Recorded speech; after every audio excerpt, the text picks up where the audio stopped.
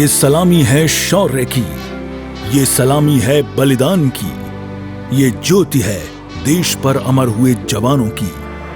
ये सलामी है देश पर अपने बेटों को न्यौछावर करने वालों के लिए। देश पर मर मिटने वाले जवानों को देश शत शत नमन करता है।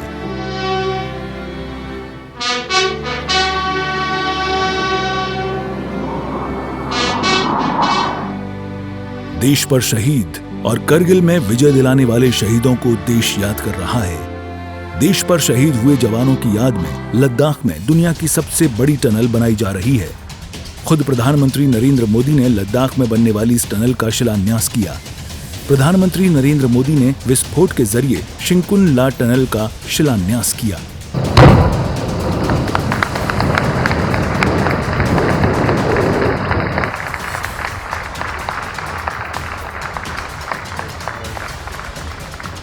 दुनिया में सबसे बड़ी बनने वाली इस टनल से भारतीय सेना को बॉर्डर एरिया पर आने जाने में खासी मदद मिलने वाली है। जिस शिंकुनला टनल का शिलान्यास प्रधानमंत्री नरेंद्र मोदी ने विस्फोट करके किया है, आपको उस टनल की खासियत भी बताते हैं। शिंकुनला सुरंग 4.1 किलोमीटर लंबी होगी। इसका निर्माण निमु पदुम दारचा रोड पर 15,800 फीट की ऊंचाई पर होगा।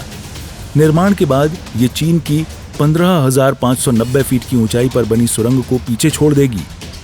शिंकुनला सुरंग दुनिया की सबसे ऊंची सुरंग बन जाएगी।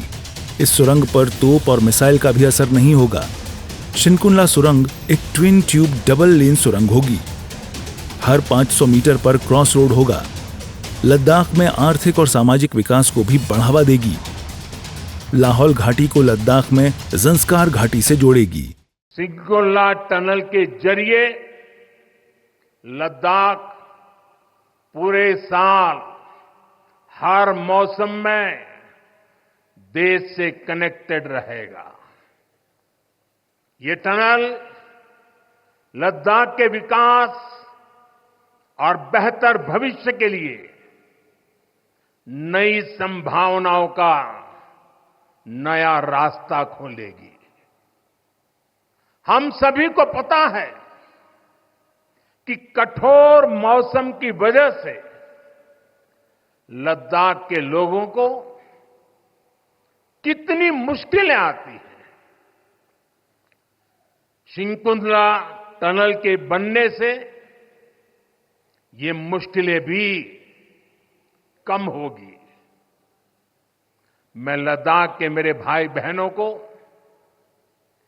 इस टनल का काम शुरू होने के लिए विशेष बधाई देता हूं। कारगिल विजय दिवस के मौके पर प्रधानमंत्री ने देश को और सेना को सबसे बड़ी सुरंग की सौगात दी। साथ ही प्रधानमंत्री ने द्रास से आतंक के आकाओं को भी चेतावनी दी।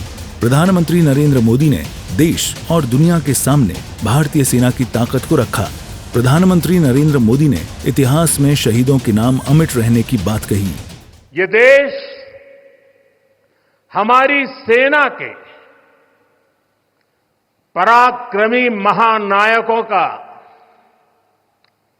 सदा सर्वदा ऋणी है।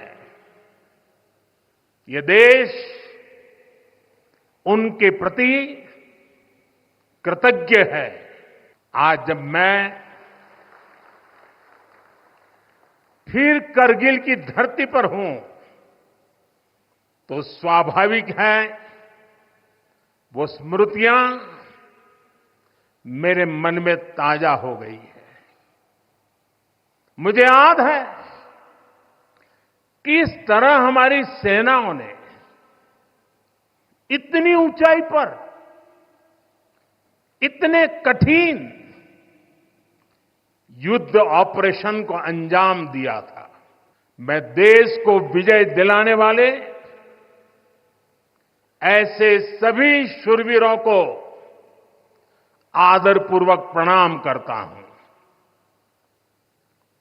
मैं उन शहीदों को नमन करता हूं जिन्होंने कारगिल में मातृभूमि की रक्षा के लिए अपना सर्वोच्च बलिदान दिया। द्रास के साथ साथ पूरे देश में करगिल में शहीद हुए जवानों को नम आंखों से याद किया गया। शहीदों की याद में श्रद्धांजलि भी दी गई। सूर्या समाचार भी देश पर अपने प्राणों को न्यौछावर करने वाले शहीदों को श्रद्धांजलि देता है। शहीदों की याद में वतन पे जो फिदा होगा, अमर वो नौजवान होगा, रहेगी जब तलक दुनिया, ये अफसाना बयां होगा। ब्यूरो रिपोर्ट, सूर्या समाचार।